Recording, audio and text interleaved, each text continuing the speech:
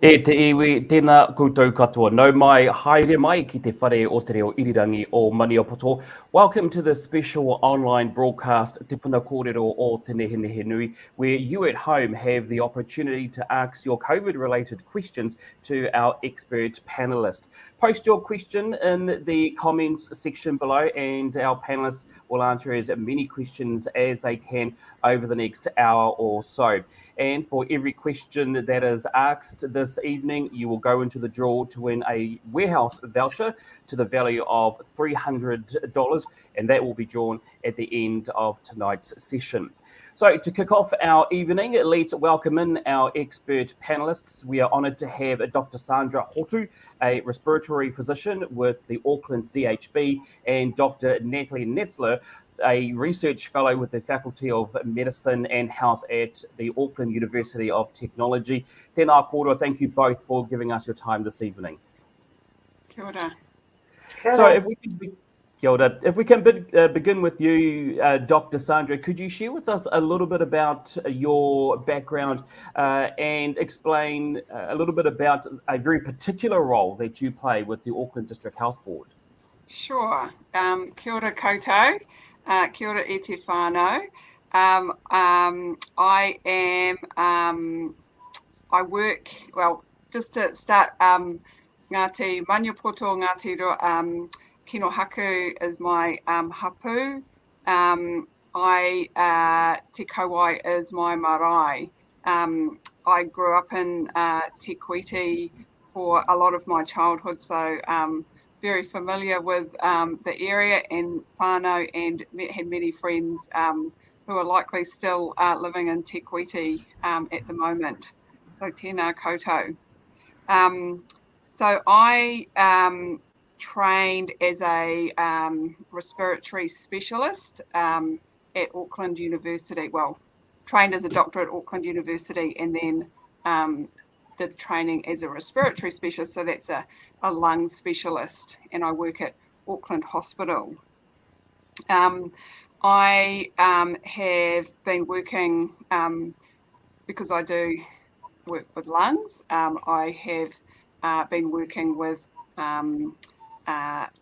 patients who have had COVID infection. So I just wanted to I know that Natalie has got a presentation, but I just wanted, from my perspective as a doctor, just wanted to tell the story of COVID from my perspective. So back in December 2019, we first heard of COVID emerging in China and in Italy. And then it kind of spread very rapidly through Europe, got to the UK and the US within a couple of months, and then reached, or actually a couple of weeks, and then reached our shores in March last year, when the whole country went into lockdown. And that was the kind of alpha variant that had started back around that time. And then it kind of been watching it spread throughout the world. And then when it kind of hit India and that part of Asia, then it emerged as what we call the Delta variant, which Natalie will probably may go into more detail about. And so that particular variant is far more infectious than the previous variants, and then kind of spread around and has killed millions of people around the world. And an example of a country which didn't have the kind of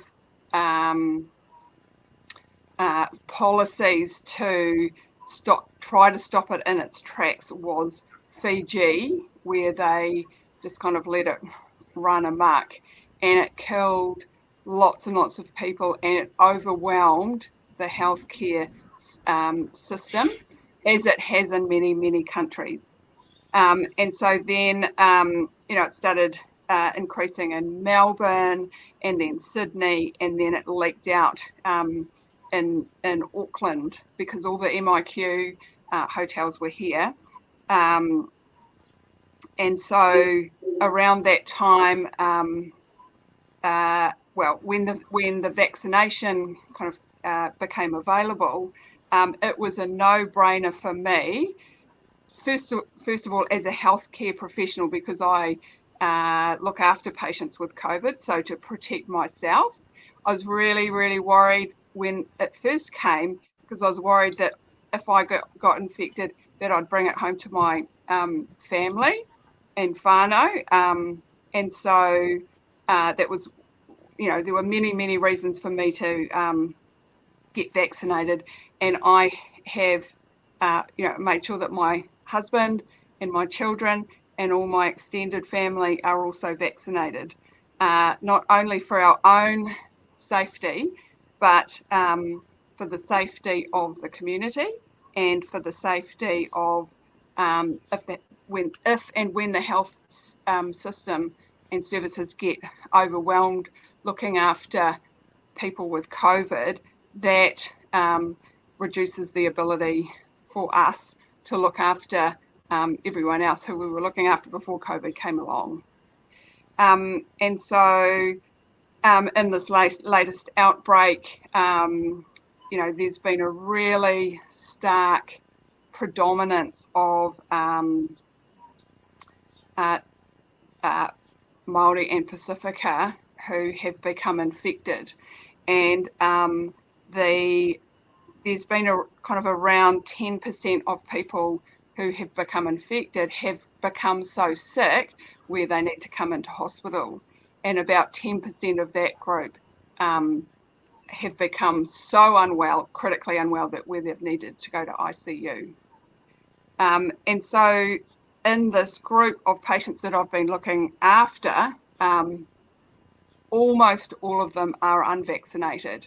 So the vaccination is working really well, not necessarily to prevent people from catching it, but certainly to prevent them from getting really sick to come into hospital. I saw a patient day before yesterday who was really a Māori man, really unwell with COVID pneumonia. And I was telling him that I was coming on the station tonight, and he implored me to let people know to get vaccinated, to protect themselves and their whānau and their communities from this wretched disease.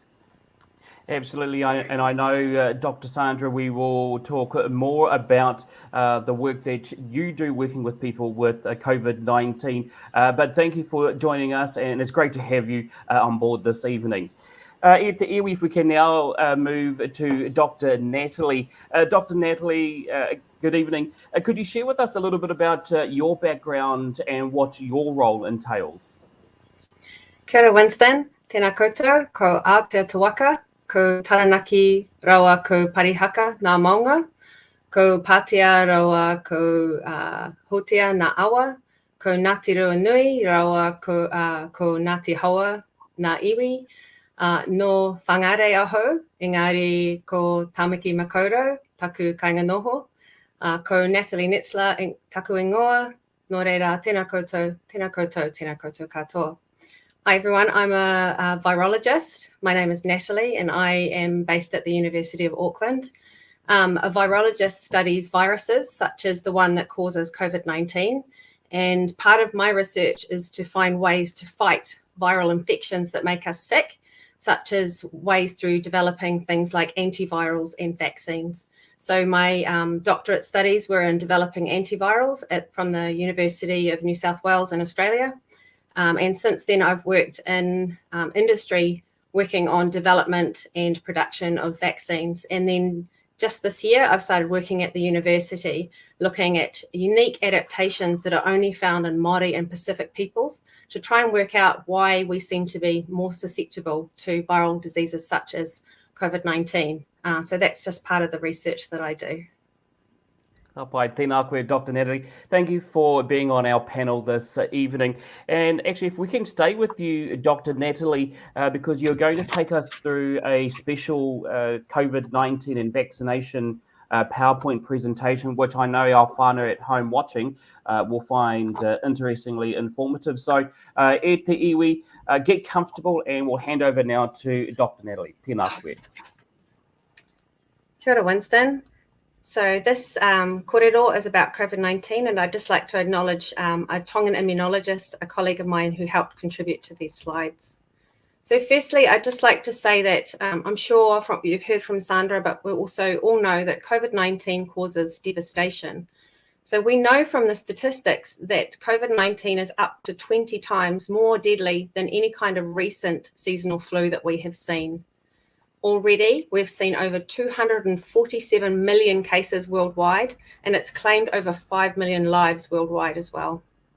And we're just starting to learn more about something called long COVID, which are long-term health effects after the body has got rid of the virus.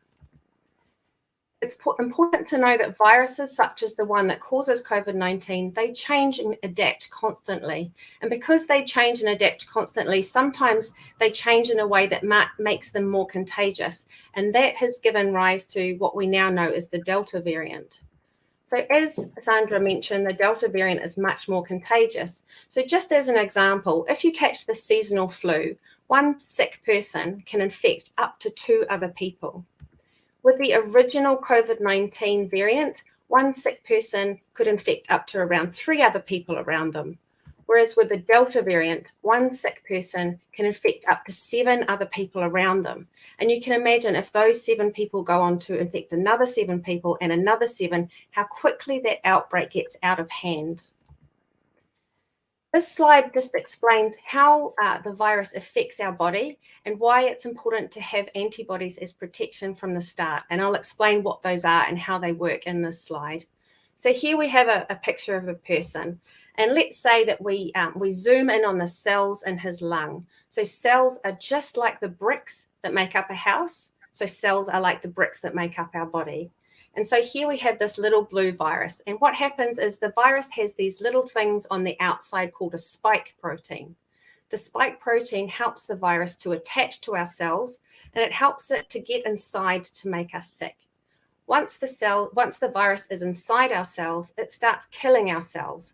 Not only that, but it calls in our immune system to help. So our cells realize that there's something wrong, calls in the immune system, and our immune system starts killing the cells that the virus has infected. And while the immune system has good intentions, what can happen sometimes is it can tip the balance of your immune system for the future even, so that you're tipped towards autoimmunity, which means that maybe your immune system might become a bit overreactive, or it could tip you more towards cancer. Not only that, but the virus goes everywhere. It infects all of your organs, and everywhere the virus goes and infects, your immune system goes there, killing parts of your body that the virus is in. And if you can't get rid of the virus quickly, it keeps spreading, it keeps killing, and both of these things contribute to serious illness and long COVID. Now, in another scenario, here are the bricks of our house, our cells. Here is the virus coming along to infect us, but we have something called antibodies. Antibodies are something that's produced by our immune system and can be produced after vaccination. What happens is these antibodies bind to the spike protein on the outside of the virus so that it can't attach to our cells and it can't get in and make us sick. And then not only that, it also calls in other immune cells that come in and they gobble it up. So they destroy the virus so that it can't get inside and it can't make us sick. And so through antibodies, we are protected from serious illness and long COVID.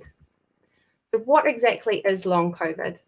So it's something we're learning more about now, but it's long-lasting symptoms after the virus has left your body. So if you got infected and then you started to feel better, what we're finding out is that a lot of people have these long-lasting symptoms such as breathlessness, joint pain, or chest pain.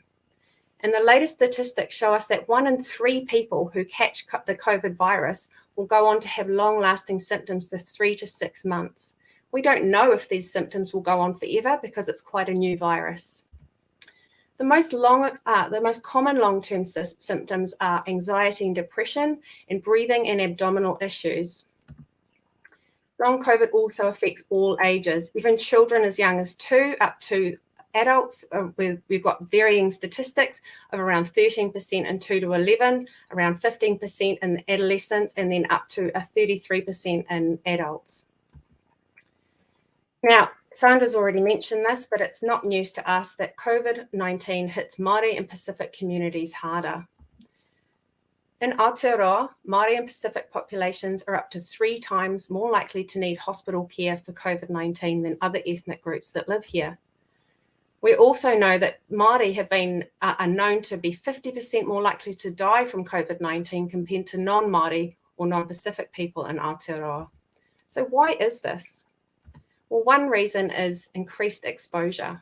We know that Māori and Pacific peoples make up a high proportion of frontline health and border workers, so we are more at risk for exposure. We tend to look after our elders and our tamariki together, so we live in multi-generational housing, and that can help spread the virus.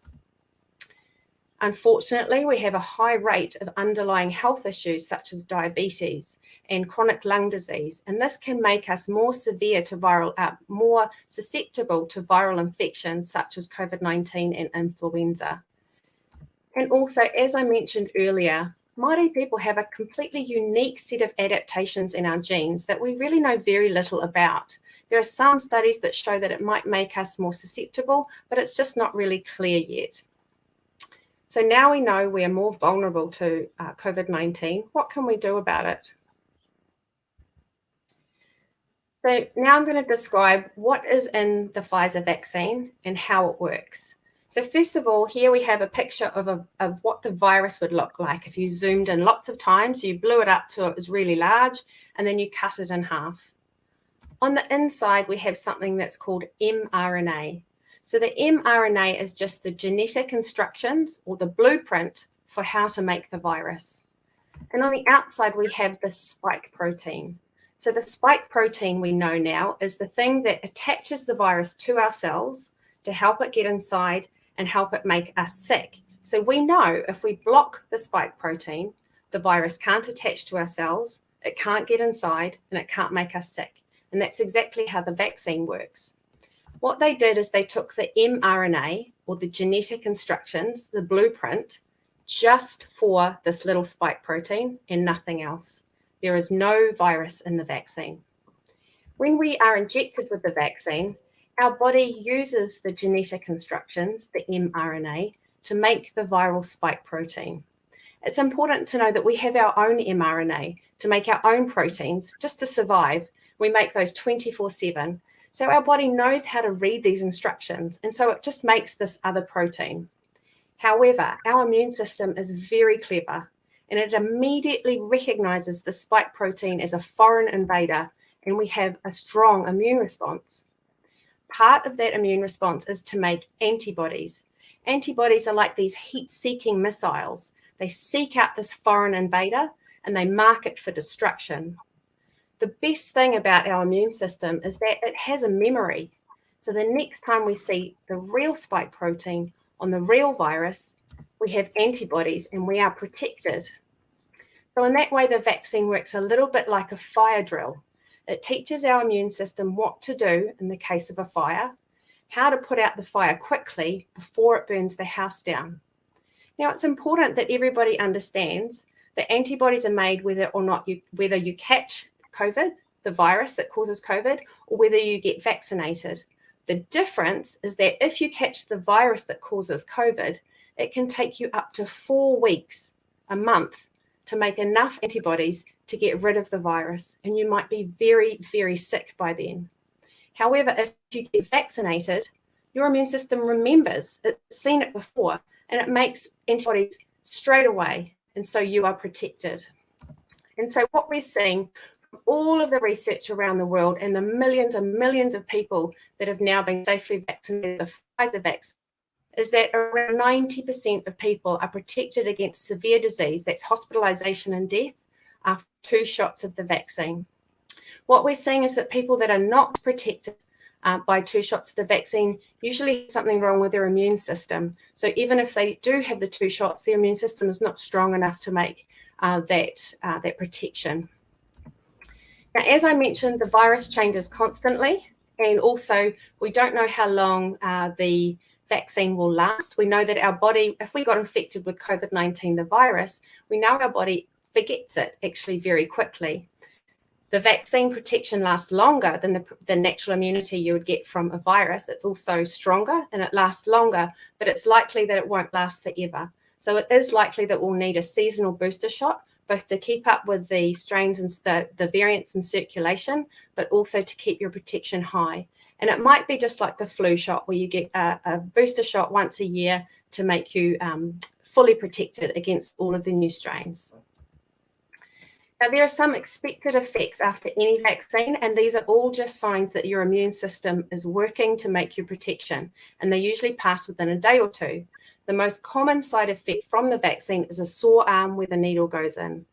Some people feel a bit of headache or a bit more fatigue than usual, and this is more common after the 2nd shot. But again, these are all expected effects, and these are just signs that your immunity is working. So what about reports of myocarditis? So firstly, myocarditis is a swelling of the heart muscle, and it's important that everyone understands that this is very rare, with or without the vaccine.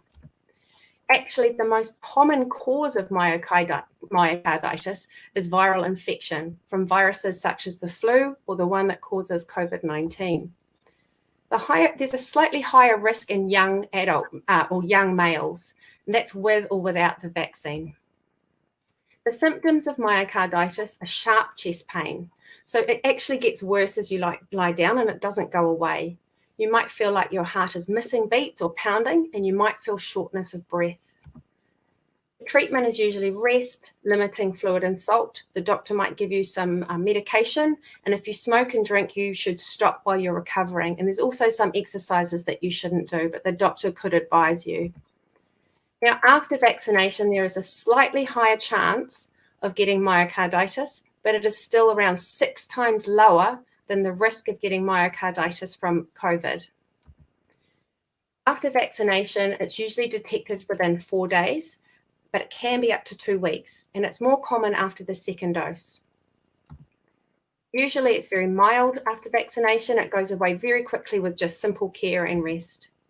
Again, it's slightly more common in young men with or without the vaccine. But overall, it's important that everyone understands that the risk of myocarditis following Pfizer vaccination is a slightly elevated compared to non-vaccination, but it is still much, much lower risk than from COVID-19 itself. Now, what about the COVID vaccine for our hapu mamas? So it's important that everybody knows that COVID-19 carries a higher risk for pregnant mums and their babies.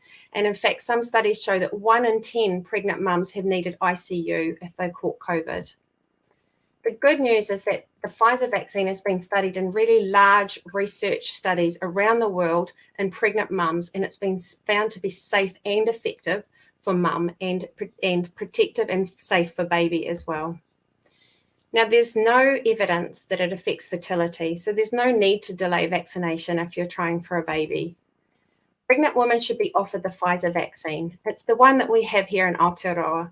And it's important to know that the Pfizer vaccine is the most safe one. It's had the most research for pregnant mums and babies, whereas some of the other vaccines that are overseas are not recommended during pregnancy. So if you hear something online about it not being safe, you have to check, is it actually the Pfizer vaccine? Because some of them are not recommended during pregnancy, whereas the Pfizer vaccine is.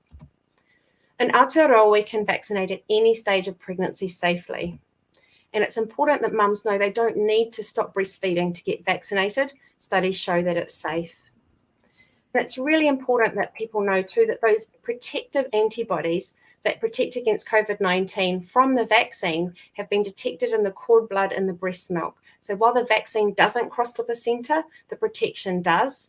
And what we do know is actually COVID-19 does cross the placenta. So it really is worth thinking about protecting mum and baby during pregnancy. Finally, what about vaccine safety for our tamariki and our rangatahi? Well, first of all, for 16 years and over, there were huge clinical trials for people of 16 and over, and they had great safety and effectiveness results. After that, they did clinical trials in the 12 to 15-year-old trials, and they found even better results, 100% protection against COVID-19 infection, and very good safety results with the very similar side effects as what the adults had. And now we've seen that millions and millions of people have been safely vaccinated with the Pfizer vaccine 12 and over worldwide. What just happened very recently in the last few weeks is that the clinical trials for the 5 to 11-year-olds finished, and they had great results, and they used a reduced dose compared to what the adults got. This has now been FDA approved, and it is going to be rolled out in New Zealand next year. What is still ongoing is the clinical trials for the babies of 6 months up to 4 years, and that's using an even lower dose again. The results are expected at the end of this year, and it's likely that if the safety and effectiveness and the protection results are similar, that we might also see that rolled out here in Aotearoa next year. Now, it's really important for all of you that are really concerned about long-term effects. I know a lot of people worry that this seems very new, and what about long-term effects? I just want to assure people that mRNA vaccines, although they sound new to the public, they've actually been studied for decades, and it's just that you haven't heard about them. So the first clinical trials for mRNA vaccines started back in the early 2000s. So we've seen nearly 20 years without any long-term effects from those early clinical trials. And that assures us that there are no sort of hidden long-term effects that we don't know about yet. All parts of the vaccine break down very quickly and are gone within a day or two. And finally, just to reassure everybody that mRNA cannot change your DNA. The last concept that I wanted to go through was something called population immunity, which is sometimes known as herd immunity, and why it's important, why the government is pushing for 90% vaccination for a start, but also why it's important that as many of us as possible consider vaccination, not just to protect ourselves, but to protect the others around us. And I'll just explain why. So first of all, we have a population of people here that have never been vaccinated and they've never had the virus. Then we add in the virus that causes COVID-19, and you can see that almost everybody turned red. That means they're infected. What's important to understand is that they may not feel sick, they may not even know that they are sick, but they can still pass the virus on. Now what happens if we vaccinate half of the population? You can see everyone in blue is now protected by the vaccine. Everyone that's not blue can still catch it, and this person in pink is vulnerable. What I mean by that is maybe their immune system doesn't work properly, so maybe they've had an organ transplant, and the drugs they are on will mean that they won't have a proper immune response to the vaccine. Or maybe they've got a blood cancer, or they're on chemotherapy, and their immune system will be struggling to keep up, and it will not make the full protection from the vaccine. Or maybe they're under 12, and the vaccine's just not available for them yet, so they are vulnerable. Now what happens if we add in the virus? You can see that there are still enough people that can get infected, they can pass the virus on to this vulnerable person, and they could get sick and they could die. However, if we vaccinate 95% of the population, almost everybody, you can see that we form this protective cocoon around this vulnerable person, so that when we add in the virus, there's just not enough people to pass that on to that vulnerable person, and they are protected because everyone around them is vaccinated. I'd really just like to thank everybody for tuning in tonight and everyone that supports me in my work. And I'm really happy to take as many questions you have tonight or discuss any concerns you have about immunity. Ngā mihi nui.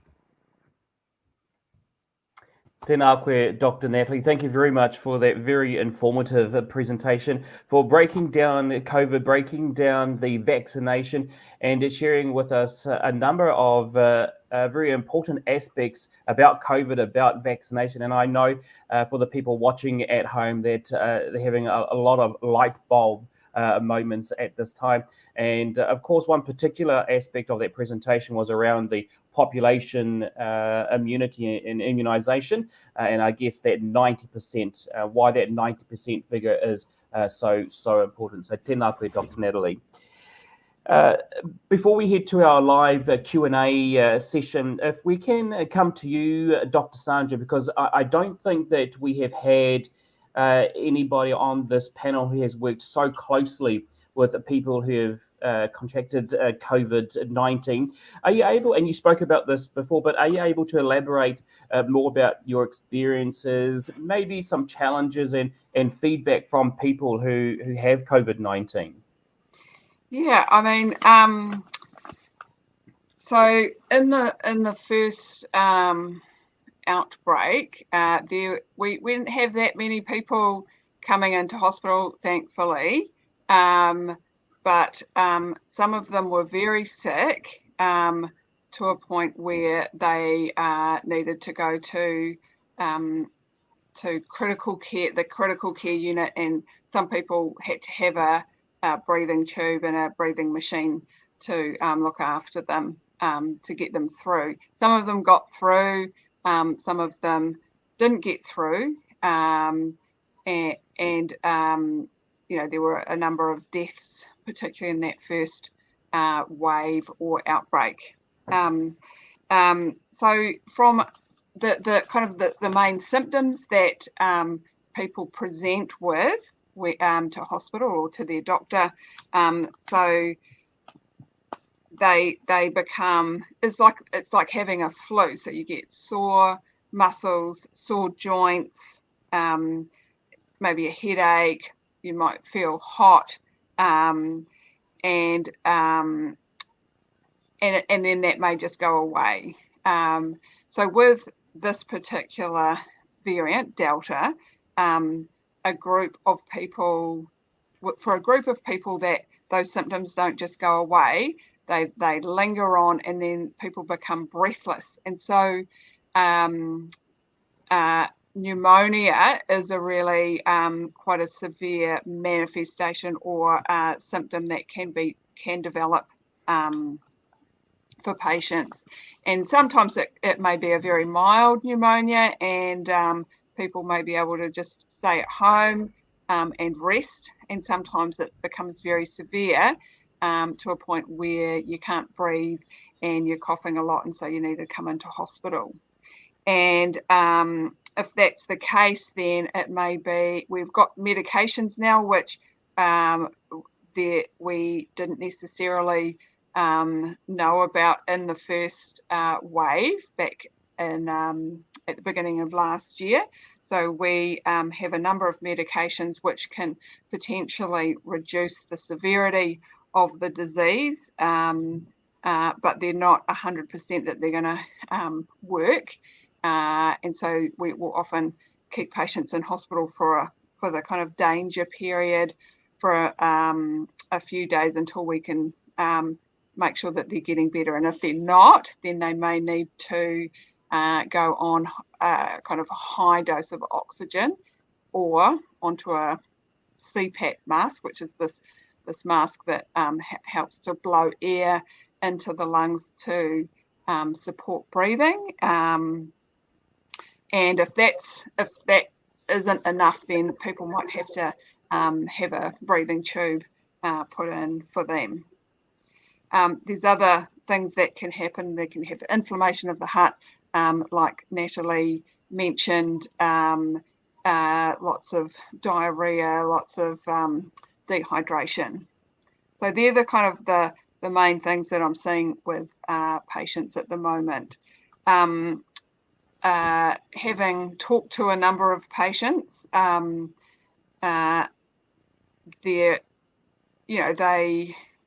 patients had wished that they'd been vaccinated, which may have would have potentially provided some protection against that getting sick.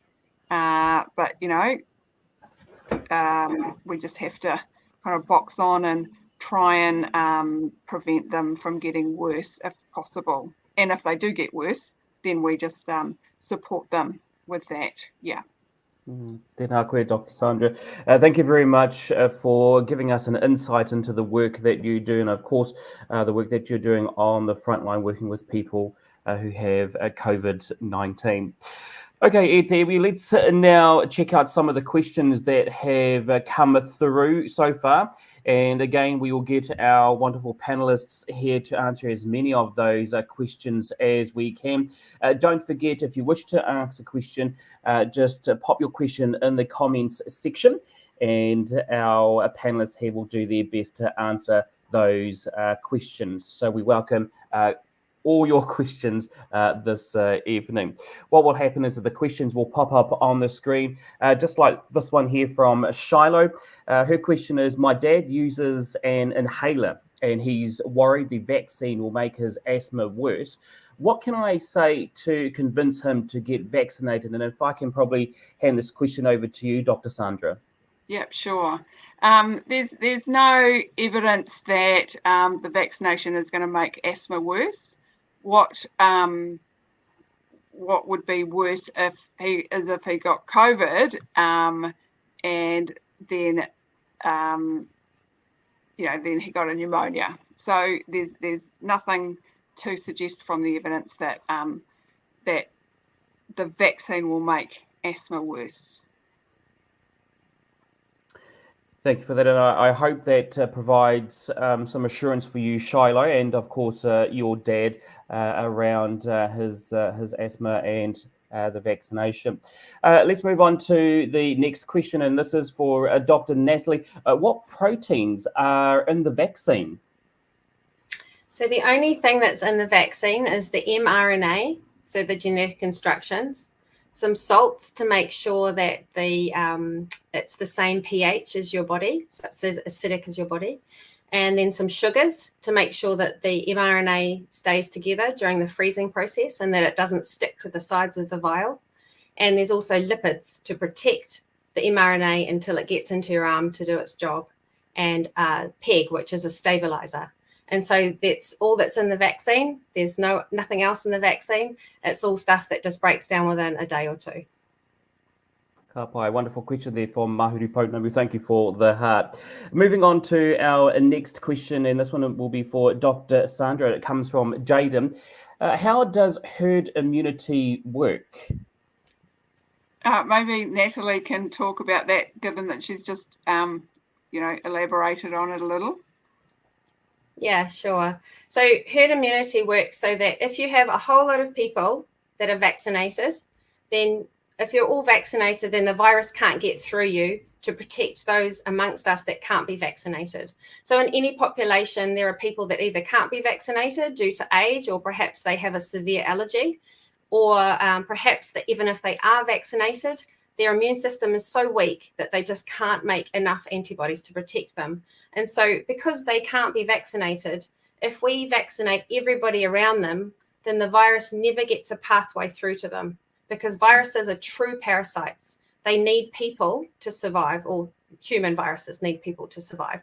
So they can't pass on to a person unless they have someone else to pass it to them. And so that's just how we get herd immunity, by having everybody around us vaccinated so that we can protect those vulnerable people in our communities. Thank you, Dr. Natalie. And Jaden, I hope that answers your question. If not, the presentation that Dr. Natalie provided might be able to give you a bit more information around that immunity.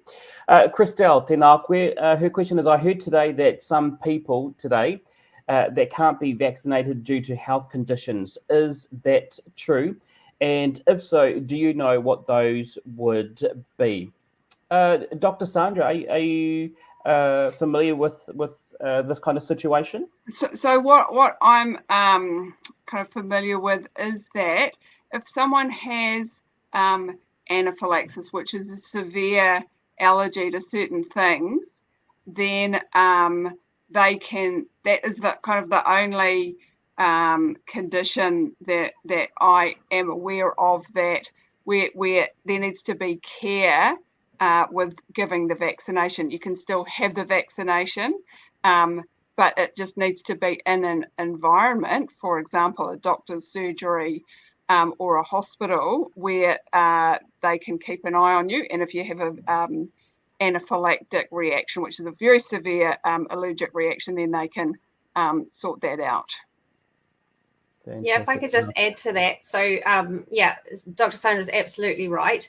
The only sort of advice around who should not get the Pfizer vaccine are those that have a really severe documented anaphylactic reaction to something called PEG. So PEG is a stabilizer that's in the vaccine. And if you have a food allergy, this does not apply to you. If you have, hay fever allergies, this does not apply to you. You would know if you had an anaphylactic reaction to PEG, because PEG is in so many things. It's in cosmetics, it's in medicines. You would have come across it very early in life. So you would know if you had a severe allergy to PEG. And as I am aware, that is the only time that people say that you should not get the Pfizer vaccine.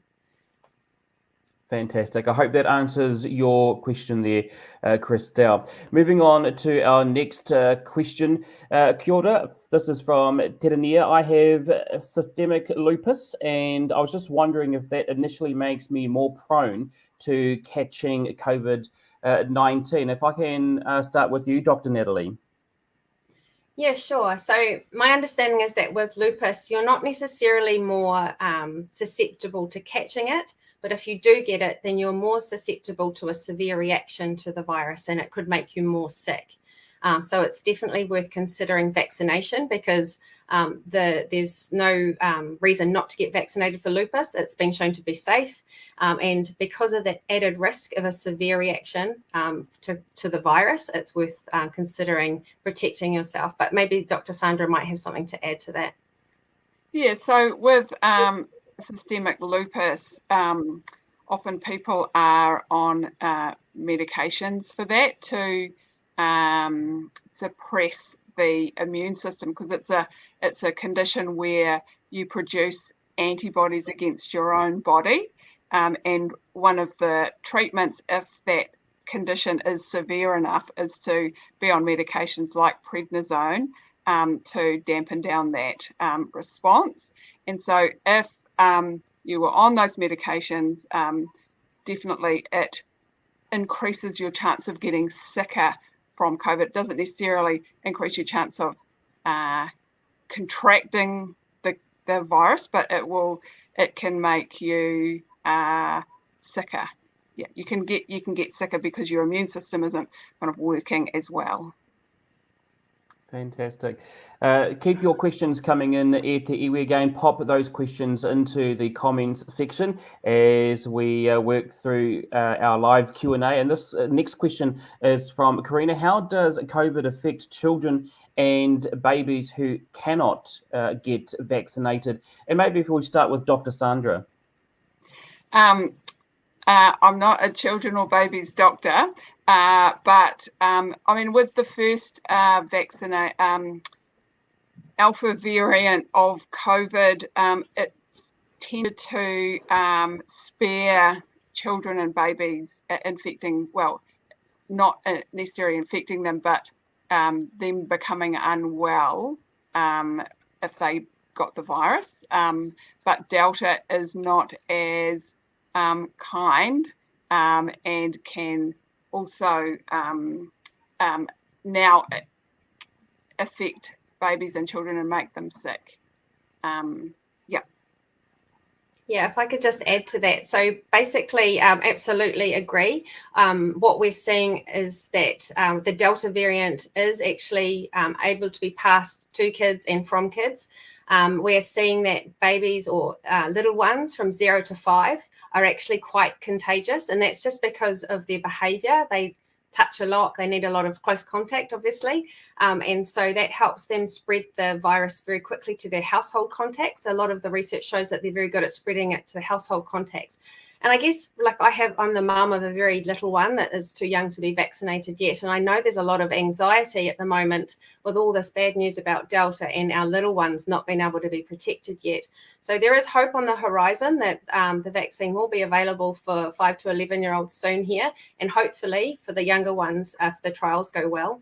But in the meantime, I'd just like to reassure parents that while COVID can be very serious in adults, it's quite rare to be severe in children. So what we're seeing is only about 2% of COVID cases in children are very, very severe. There have been deaths. There's been about 700 deaths in the US from the Delta variant that I'm aware of. So it can affect children, but what we're seeing is that it really only very severe in children with underlying health issues when they're already vulnerable. So the majority of children will be okay, is what I would advise. Excellent.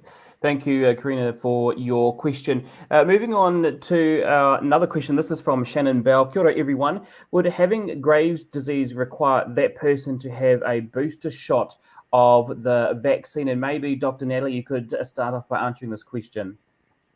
Yeah, I'll start off and then I'll pass to Dr. Sandra to comment because I'm sure she'll be able to advise on this one too. The reality is that we will all need a booster shot, but anyone with an immune condition where their immune system isn't working properly, they will definitely need an earlier booster shot or a prime shot to help them get up to the same level of protection as the rest of us. But the reality is that we will all need a booster shot for lasting immunity. But I'd like to pass to Dr. Sandra if she might have something to add to that.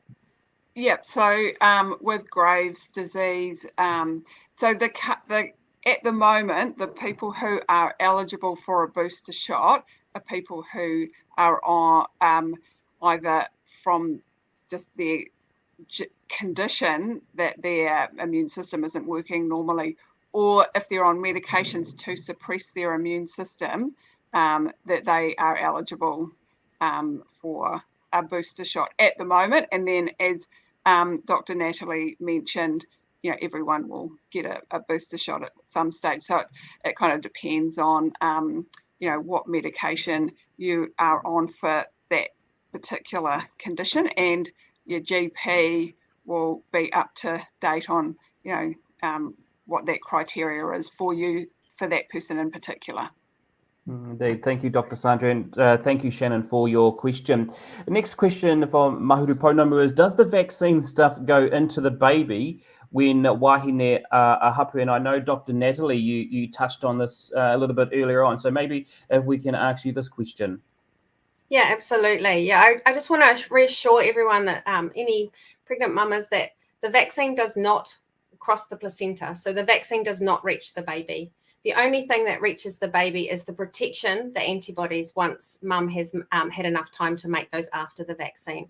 So the vaccine only basically only goes to mum's arm, and then we have an immune response just in our arm, and then our antibodies are made and go around our body, and then those protective antibodies are the only thing that will go through to the baby. So it's important to know that the vaccine doesn't touch the baby. But it is also important that people understand that actually COVID the virus that causes COVID can cross the placenta, and it can infect the placenta, the sac that holds the baby.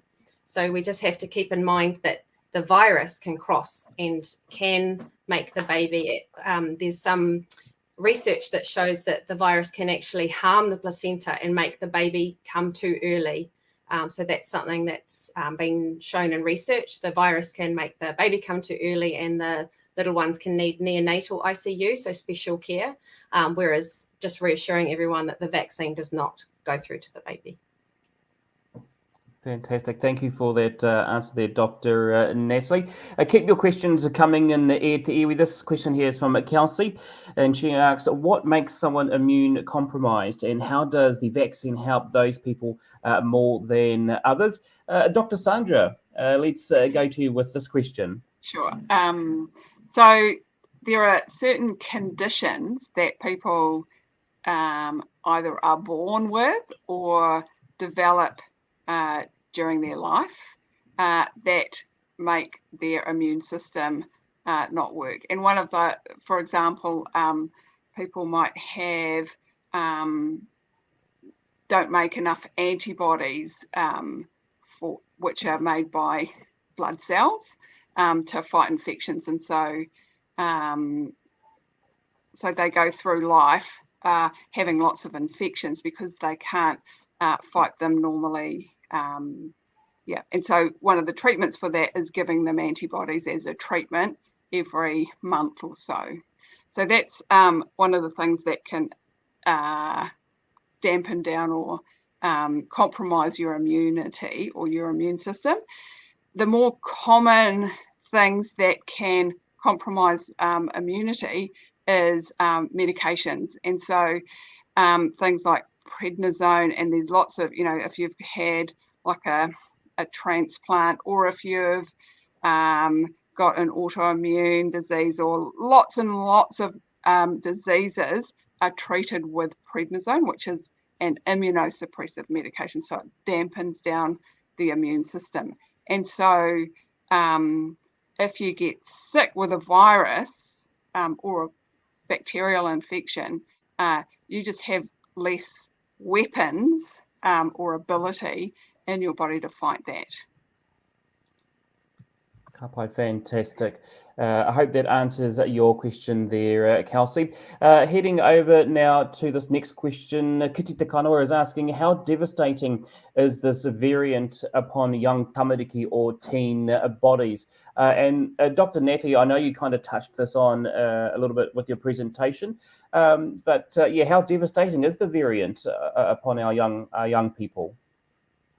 Yeah, well, firstly, I'd just like to say that overall, for most of our tamariki and sort of our up to 18s, maybe 18 years of age, what we're seeing is the Delta variant is infectious. People, absolutely, our young people can get infected and they can get sick. But what we're seeing is that on the whole, most tamariki and rangatahi don't get very, very sick. So let's say people under 18, they might have some symptoms, but they don't get very, very severe disease often. And when they do get very severe reactions to the virus and need hospitalization, generally it's because they have some underlying health issues. So things like severe asthma or diabetes, or perhaps if they're very obese. So obesity is actually one of the risk factors for children for severe COVID. And we do know that 1 in 10 tamariki in Aotearoa is classed as obese. So that is an added risk that we have to keep in mind. But on the whole, kids tend to catch COVID and then recover. What we are finding out, though, is that about 15% of children have these long-lasting effects that I discussed called long COVID, where they might have, say, things like memory loss or breathing issues that are ongoing. We don't know how long those will last. So that is one of the more worrying factors. And the other thing is that young boys, so sort of 12 to 18, are more at risk of myocarditis or pericarditis from COVID, the infection. So that's just something that we have to keep in mind as well. But on the whole, I'd like to reassure people again that for tamariki at least, the severe disease is only around 2%. So we shouldn't get too anxious about children. It's obviously worth protecting them and it's worth vaccinating them. But at this stage, with this variant, on the whole, it's not really severe disease. Kapai, thank you for your question there, Katina. I do hope that the answers give you some reassurance. Over to Denise for Dr. Natalie. Is there a specific gene in Maori Polynesian that makes us be at higher risk of getting COVID? Kia ora, Denise. Thanks for your question. So that is actually a great question, and that's something that I want to know as well. So that's part of my current research, as I'm trying to see, out of all of these unique adaptations that Māori and Pacific people have, is there anything in there that makes us more susceptible to either catching the virus or more susceptible to maybe a severe disease? And so there is very little research in this area. So that's something I'm looking at the moment. But there was actually a study that came out earlier this year that found that in residents of Oceania, so a lot of Pacific peoples included in the study, they found that there was a part of the DNA, or a couple of parts actually, where it seemed like there was an association with those people, so our people, and a higher risk of severe COVID. And so the study didn't really zone in on the details, but it was sort of an initial study that will be followed up on. So hopefully between that research and some of the research I'm doing, we should find some answers. But there's very little known in this area at the moment. Excellent question there, Denise. Thank you very much. This question is for Dr. Sandra. Kia ora pātai for me is, what is the difference between natural immunity and being vaccinated, and how long is the recovery time for those vaccinated versus natural immunity? I think Natalie might be better to answer this one. Yeah, sure. So what we've seen from all the studies from natural immunity is that after catching COVID, you do make antibodies. So if you survive, you make antibodies. And that is about the same as one shot of Pfizer. And we know that the amount of antibodies from COVID infection is about the same as one shot of Pfizer. And that protection from one shot of Pfizer is about 33%. So you're about a third. So if you sort of saw all these viruses around you, then you have like a 77% chance of catching it, basically. And we've also seen that natural immunity dies off quicker. So our body, for some reason, cannot remember coronaviruses for very long. There are some viruses like measles where we see it once and we will remember it forever. But our immune system forgets coronaviruses quickly. So we're seeing that vaccination protection is higher from the double shot, and that it lasts longer. What we're also seeing is from people that have been unvaccinated, they've caught COVID and then they've caught COVID again. So you can be reinfected within a short amount of time, particularly if it's a different variant. So we saw a lot of people that caught the first variant and then they caught the second one, the Delta, many along, but the Delta variant. And also because our body seems to forget coronaviruses quite easily, you can get reinfected once our body forgets it. And that's the same, not just for COVID, but some of the other coronaviruses as well. Thank you, Doctor, and thank you for your question, Iwiko. Kelsey is asking a question: how is it that COVID's long-term symptoms are anxiety and depression? Are we able to touch on this, Dr. Sandra? Better for Natalie. Do you know much about this, Natalie? Yeah, sure. So basically, one of the things that we see with COVID, the virus that causes COVID, but also a lot of other viruses, is that it gets into our nerves. And so what happens is once the virus gets into our nerves, that's a place where it can get into our brain. And so what we're seeing is some of these long-term effects are because COVID got into our brain and it's worked on parts of our brain, and therefore we are starting to get these long-term effects of anxiety and depression. And this is not unusual. There are plenty of viruses that get their way into our nerves, such as herpes, and many others. And so it's not surprising that COVID goes everywhere. It infects everything in your body. And so if you leave it there long enough, if you let it get away on you, then if it gets into your brain, then it can make these long-term effects. Yes, I do hope that answers your question there, Kelsey. Moving on to another question, and this one is from Catherine. What's the difference with different vaccines? I read many people want another option. Shall we try again, Dr. Sandra? I think I'm starting to sound like a broken record here, but I think that definitely isn't within Natalie's expertise. Yeah, sure. So I'm happy to take that one. I'm happy to take all the vaccine ones. So the difference with the different vaccines is, so we have Pfizer, which is an mRNA vaccine, and that's the same design, slightly different, but same design as the Moderna vaccine, which is also an mRNA vaccine. Now, there are lots of different types around the world, but we have Pfizer because it has the best safety record and one of the best effectiveness records. There are some where they took the whole virus and they killed it, and then they put that into your body, and your body can recognize this killed virus, and it makes an immune response. But what we generally find with these inactivated vaccines, which they're called where the virus has been killed and then put in, is that our body kind of knows it's not real, and the immune system doesn't make that big an amount of protection. So that's one kind. Then the AstraZeneca and the Johnson & Johnson vaccines are types that we've got in Australia and the UK and parts of the Pacific, some Pacific nations. How those ones work is they take a harmless virus and they cripple it, and then they put inside the message for the spike protein. Then that crippled virus carrying that message is injected into your arm as a vaccine, and then your body makes that spike protein in the same way, and you make the antibodies. There's another one that's called Novavax, which is a protein vaccine. That's basically where instead of giving your body the message to make the spike protein, they just inject the spike protein that they've already made, and they use something that's called an adjuvant, and that adjuvant kickstarts our immune system. So it says, look, here's a foreign invader, make some protection. So what we've seen overall is that a lot of the vaccines, particularly AstraZeneca, Novavax and Pfizer, have very similar kind of protection levels, but there are different risks and benefits with each of them. For example, the AstraZeneca and Johnson & Johnson vaccines are not recommended during pregnancy.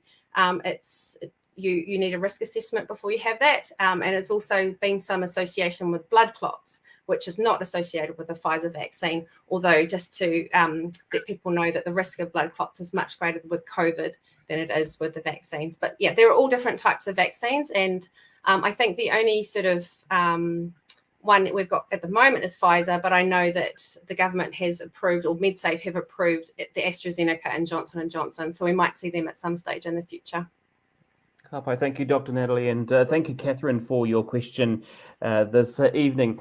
Te Aroa is asking, what would you say, or how would you encourage someone who has never been to hospital ever before to get vaccinated?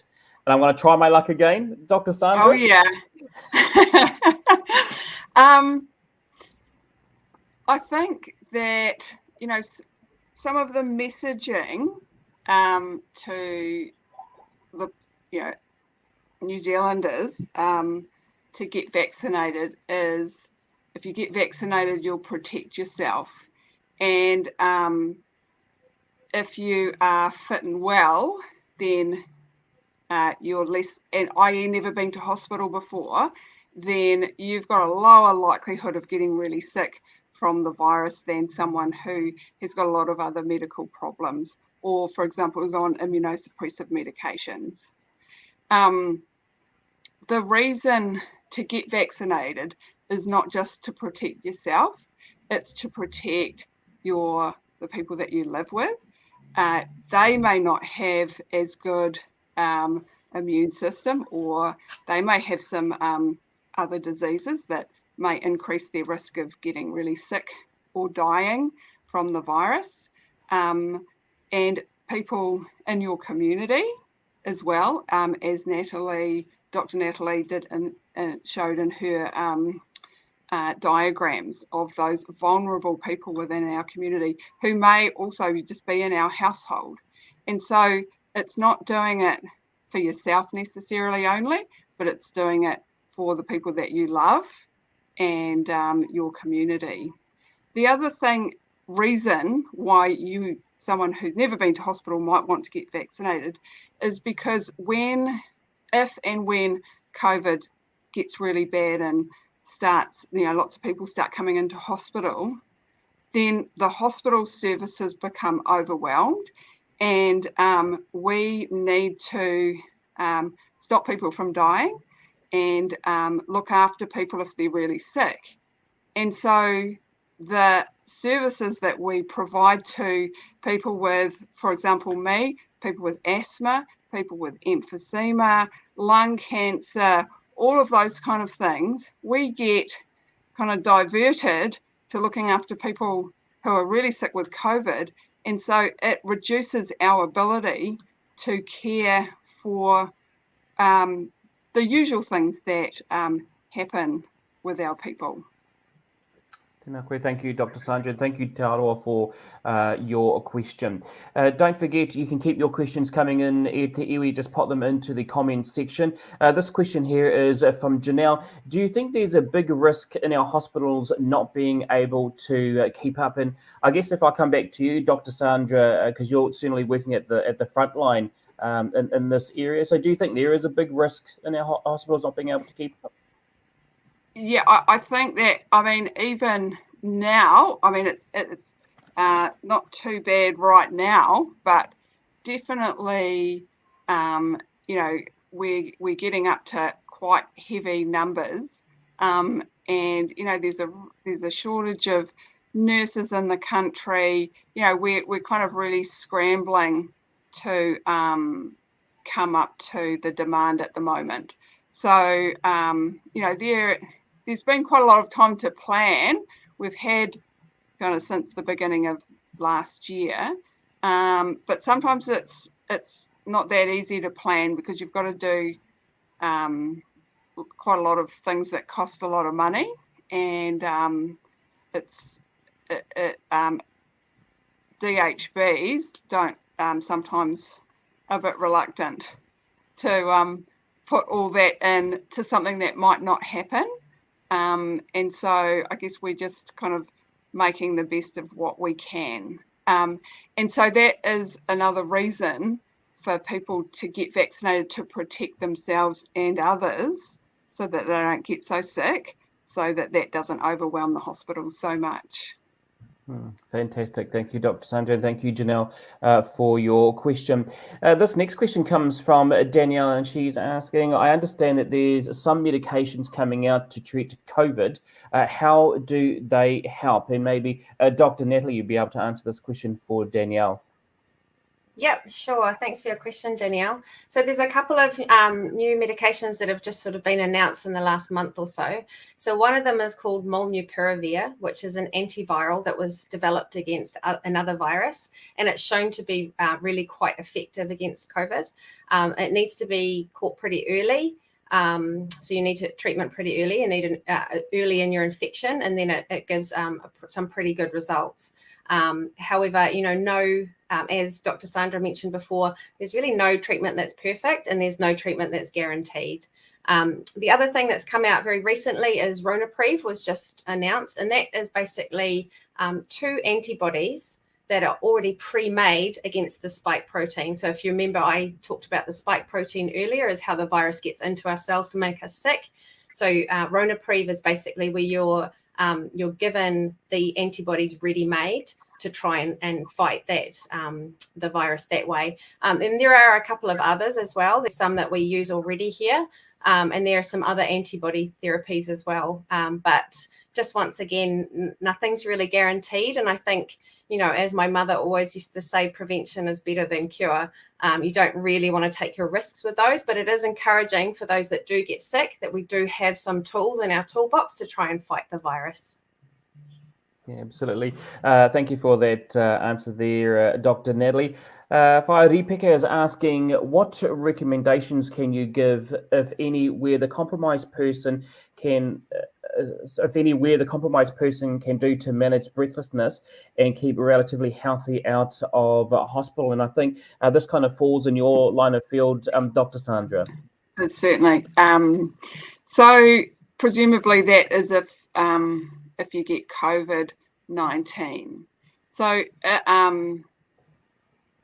I think all you can do if you do get the disease is to rest and make sure that you've got people around to look after you.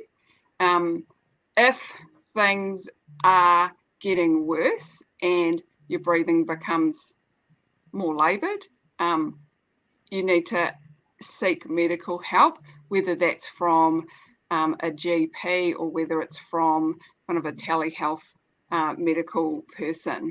All right, so a way to manage breathlessness is just kind of resting really while you get over the virus, and if things aren't going well, to seek medical help. Fantastic. And thank you, Whairipeka, for your question this evening. Victor Goldsmith is asking, if COVID gets into our community, how do we protect our whānau and hapu? Has consideration been given to planning for an outbreak? And maybe Dr. Natalie, you might have some thoughts on this. Yeah, I don't think there is a better sort of taiaha against the virus than the vaccine. I think that if everyone was vaccinated in the community, then there's just so much less, so much less damage it can do. In terms of planning for an outbreak, it's pretty much trying to isolate whoever is infected. so that they can't spread it on. Because like I mentioned, the viruses are just true parasites. They need people to spread around. So if you can isolate someone that is infected, then they're not going to pass that virus on. And so that is really why we're having these, like for Tāmaki Makaurau, these endless lockdowns, is just to try and stop that virus from spreading. And that's one of the best ways you can protect yourself and your family, your whānau, is to get vaccinated. And then if we do get an outbreak in the community, to try and break that chain of transmission so that it doesn't sort of become a huge outbreak. Because as I mentioned earlier, Delta, if one person gets infected, they can pass it on to 7 other people, those 7 other people to another 7 other people. And you can see how that just gets out of hand really quickly. So really just these measures of being really careful in terms of if you're coughing or sneezing, stay home, do not go to work, cough or sneeze in your elbow if you're around anyone, wash your hands often. Really, if you're sick, stay home is the best advice, and please get vaccinated if you want to protect your family. Yeah, I just wanted to say another thing, and that question mentioned if COVID gets into our community. So, I mean, the plan is to have 90% of the community population vaccinated, and because we're not going to, the government is not going to keep using lockdowns. They kind of seem to have got over that already, certainly for level 4 in Auckland, even though the virus is kind of increasing. And so the overall plan is to open everything up, so they're not going to have a border between Waikato and Auckland or Northland anymore. So the plan is to open New Zealand up, and not only between regions, but with time between countries, where those who are vaccinated will be protected from getting the virus, and those who aren't vaccinated will not be protected. Fantastic, and thank you for sharing that insight into forward planning there, Dr. Sandra. This next question is asking, what makes a person immune compromised, and how come they are more likely to get a worse case of COVID? Dr. Natalie, are you able to answer this question for Kelsey? Yeah, sure, Kelsey. So as Dr. Sandra mentioned before, there's lots of different reasons a person can be immunocompromised. Maybe they're born with a condition, or they might develop a condition later on in life. And all it means is that their immune response just doesn't react in the same strong way that ours, like a healthy person or an immunocompetent person would. And so because their immune system is weaker, that means that if they catch COVID, their immune system just can't fight it off. It can't fight it off quickly, and it lets it sort of get everywhere. And then that means that they can become really quite sick. And the other issue is that because they're immunocompromised, their immune system doesn't work properly. They're also more prone to things like pneumonia, which is a secondary infection, which means that they get a really bad infection in their lungs, and their immune system just isn't strong enough to get rid of it. And so that's why they're more sort of likely to get a really nasty case of COVID, is because their immune system just isn't strong enough to kick out the virus and make them well again. Mm-hmm. Fantastic. Thank you for your answer there, Dr. Natalie, and thank you to Kelsey for your question. This question is asking, is natural immunity better protection than vaccination? And maybe if I start with Dr. Natalie and then come to Dr. Sandra. Yeah, sure. So the answer is no. So what we're seeing from all of the studies around the world from natural immunity is that if you catch COVID, the amount of protection you have is only about the same as 1 shot of Pfizer. And so if you get 2 shots, your immunity is much, much higher. And we're also seeing that the immunity from vaccination lasts longer. So from natural infection, your immunity is less and it runs out quicker. And that's just because our body seems to forget the virus very quickly. So the short answer to that is no, natural immunity is not better protection than the vaccination.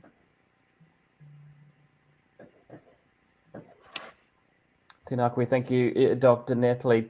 Moving on to our next question now, and this is from Kristen. And the question is, are there services available where a mobile whānau or those who have high anxiety leaving home are able to get the immunisation in their homes? Maybe we'll do reverse. Dr. Sandra, are you able to comment on this? Yeah, certainly in Auckland there is a service where if you are in that situation, you just get on the blower and ring the vaccination booking line, and they can arrange someone to come to your house. In the Waikato and King Country, I am not sure. Yeah, Natalie may be more informed about that, or Winston. Thank you, Dr. Sandra. What I can share is that we will certainly find that information out for our whānau here in Maniapoto, and we'll get those details up on our MFM platforms. But great question there, Kristen. Wikiwita is asking, what's your go-to way of connecting with your whānau during lockdowns?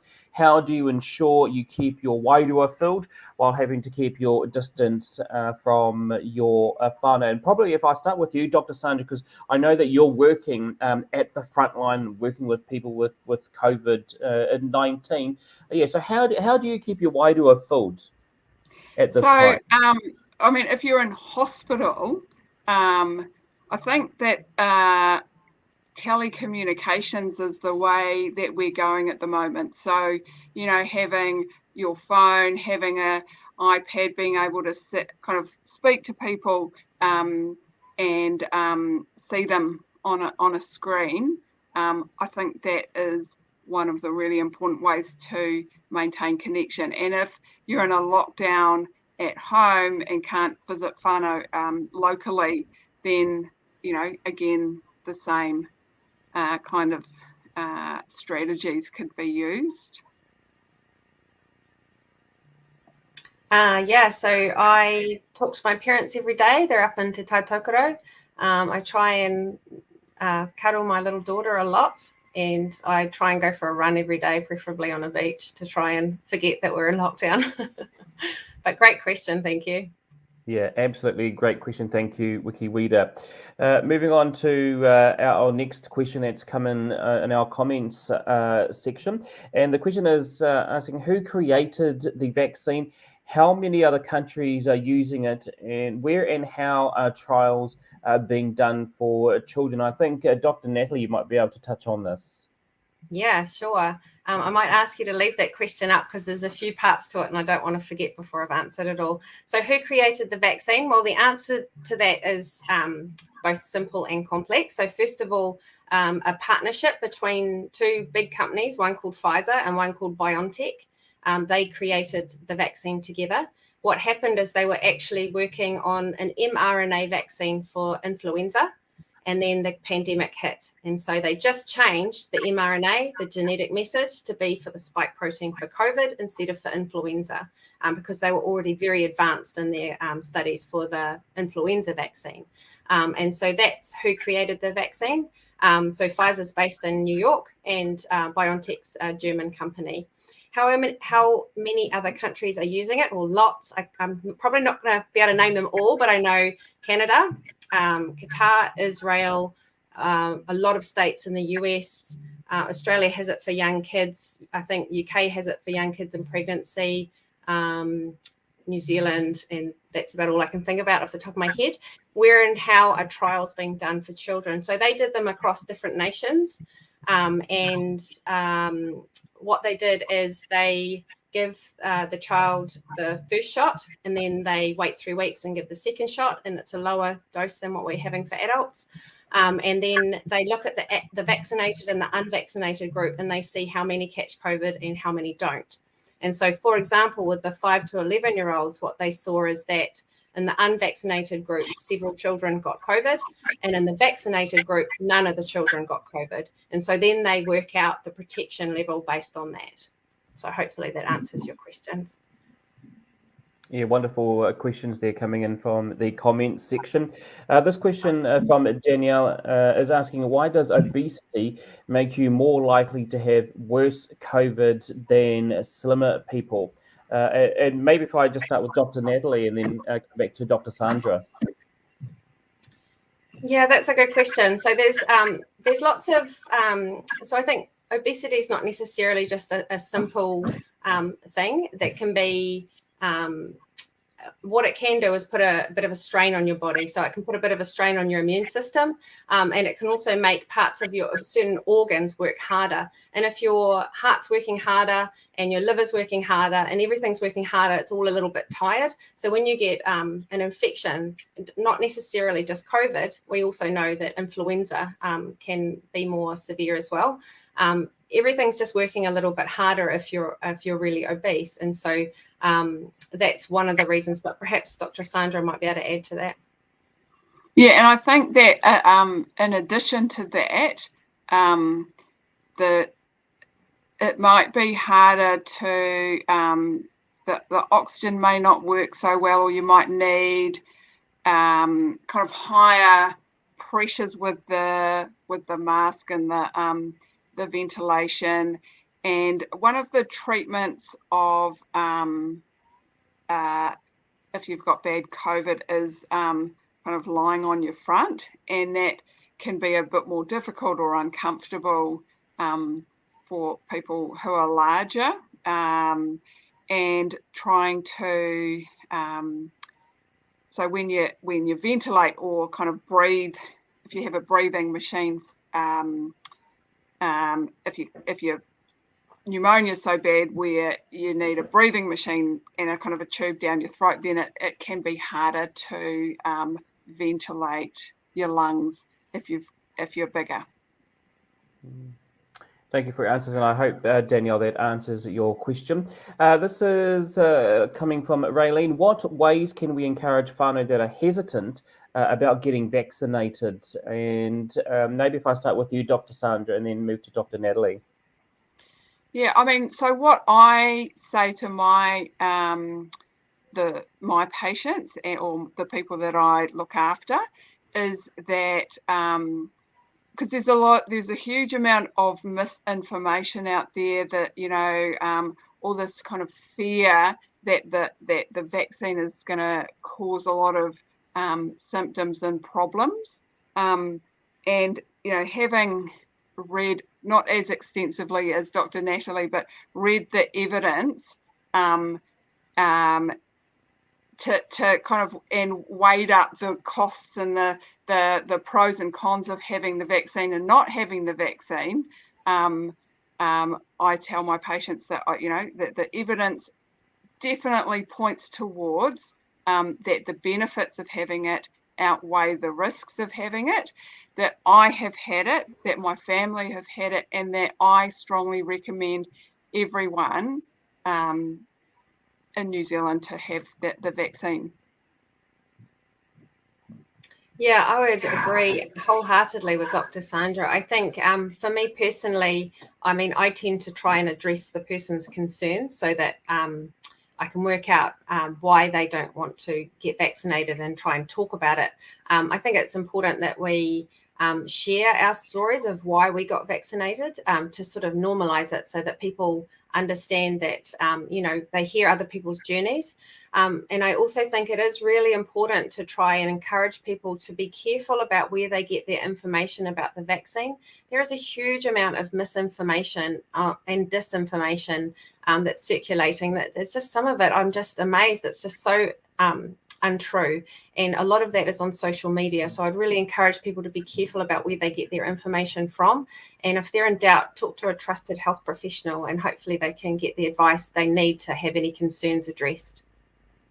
The other thing that I wanted to mention is that what I'm hearing a lot from Māori communities is that because there has been there are many grievances with the government, which has led to a lot of distrust in the government, that the government says something and then people say do the opposite because of that kind of long-standing and entrenched grievance, which is completely rational and logical because it is from past treatments from the government. And so what has tended to happen, or around the country, is that some Māori are like, well, the government's told me to do it, so I'm not doing it, which is kind of like, in a way, cutting your nose off to spite your face, because then you end up having a lot of disease and kind of COVID ripping through the community, because it depends on who's asking and who's telling you to do something. So that's why it is good to seek advice from people that you trust, people like us. Yeah. Thank you for your feedback there, doctors, and great question, Raylene. This next question is asking, in terms of COVID patient, what is the timeline for patients to go from mild to critically ill, and how coherent are patients? And I think maybe Dr. Sandra, since you're working on the front line with patients with COVID-19, you might be able to better answer this question. Yeah, so the incubation time, so that is the time between when you catch the virus from someone else, for example, if they coughed near you, and developing symptoms, is about between 2 and 5 days. And then around about a week into the disease, so kind of day kind of 6 to 8, that is the time when people can develop a pneumonia, all right? And so that is when people will kind of start getting unwell. The most unwell time is around just before 2 weeks of developing the virus and getting symptoms. And so it's pretty quick and relatively predictable. Sometimes it's hard to know if and when you've got the virus. If there may be someone who has got COVID, and that at 3 p.m. on that Tuesday you went to their house, but sometimes it may be completely, you can't think of anywhere where you might have got the virus, so it's kind of a bit harder to count. And sometimes people already have breathlessness and a bit of kind of joint pain and cough. So when it gets worse, it's sometimes hard to know exactly timing-wise when that was. But generally, those are the times that people start getting sick and then critically unwell, like within kind of 10 to 12 days after the onset of symptoms. A wonderful answer there. Thank you, Dr. Sandra, and thank you, Etiwi, for all your questions.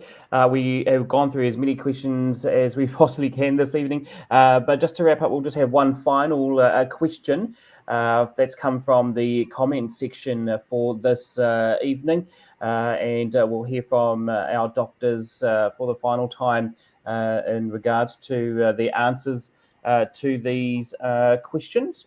And the next question should be popping up very shortly, or the last question for the evening will be popping up very, very shortly. But wonderful questions coming through, wonderful feedback and answers coming through from our doctors. And Tēnā koe, Erin, why are politicians and police exempt from getting the vaccine? And I'll pose this question to both our doctors, starting with Dr. Natalie. I'm surprised to hear that. I'm not sure that, I certainly haven't heard that politicians and police are exempt. I think all of the eligible population would need to be encouraged to be vaccinated, and certainly for police, they would be frontline. So I'm really surprised to hear that, and I would hope that they would be included in the vaccination rollout. But maybe Dr. Sandra knows more about that one. I have never heard that politicians and police are exempt. I saw Ashley Bloomfield and Jacinda Ardern getting their vaccinations filmed. And and I am aware that the police are getting vaccinations because they're frontline staff. Thank you, Dr. Sandra. Thank you, Erin, for your question. And thank you, Iwi. Thank you for asking your questions tonight. I do hope that the answers provided give you more to think about the importance of getting vaccinated. So thank you, everyone. Now, as I mentioned earlier on this evening, all questions asked will go into the draw to win a warehouse voucher to the value of $300. And we've come to that time now where we will draw a winner. And so the winner of tonight's warehouse voucher, who will take home a $300 warehouse voucher, is congratulations to Kelsey Wilson. Congratulations to you. Our team will be in contact and we'll get the voucher sent out to you. But thank you for your questions this evening, Kelsey. Now, before we say goodnight, let's very quickly take a look at where the pop-up vaccination centres will be for tomorrow, Friday. If you are in the Ruapehu district, the Taumaranui Hospital will be vaccinating from 10 a.m. through to 12 p.m. and Taumaranui High School from 1 p.m. through to 3 p.m. If you are in the Waitemore district, you can go to the Te Kuiti Medical Centre for vaccinations, and that's opening from 10 a.m. through to 4:30 p.m. In Otorohanga, the Honokiwi Hall will have a vaccination centre from 8 a.m. through to 11:30, and in the afternoon at the Otewa Hall from 1 to 3 o'clock. And finally, for the Waipa district, the Te Awamutu Vaccination Centre, which is at the former Bunnings site, will be operating from 9 a.m. through to 3:30 in the afternoon. And in the afternoon, Raleigh Street Christian Centre will be open from 1 p.m. through to 7 p.m. in the evening. All of these details you'll be able to find across the website and, of course, on MFM. So please visit any one of these places to get either your first or second dose, and let's hit that 90% mark before December. Dr. Sandra, if I can come to you with closing comments, remarks, especially for those who are unvaccinated and might be sitting on the fence. What's your final words for them? My final word is get vaccinated, please, for yourself, for your whānau, for your community. Tēnā koe. Thank you, Dr. Sandra, for your expert advice this evening. Tēnā koe. And if I can come to you, Dr. Natalie, your final messages or words of encouragement for those who remain hesitant in getting vaccinated? Yeah, I'd just like to say that we know that COVID is a killer. It's already killed over 5 million people worldwide.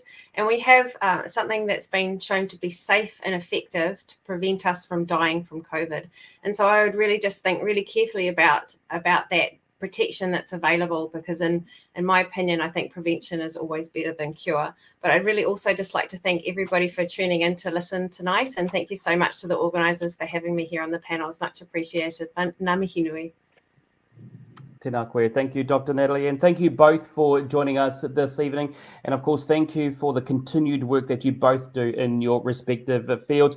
Dr. Sandra Hotu and Dr. Natalie Netzler, e mihi ana ki a kōrero. Thank you very much.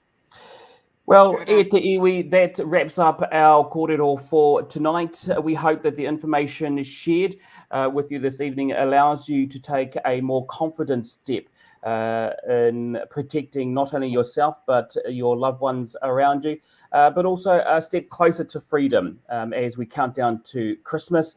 It's only a few weeks away, and I know it'll be a time when we all want to share with our whānau and friends.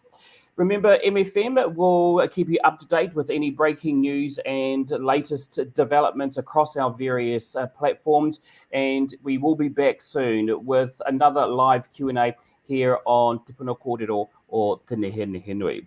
Thank you for joining us. Look after one another. Kia haumaru te noho.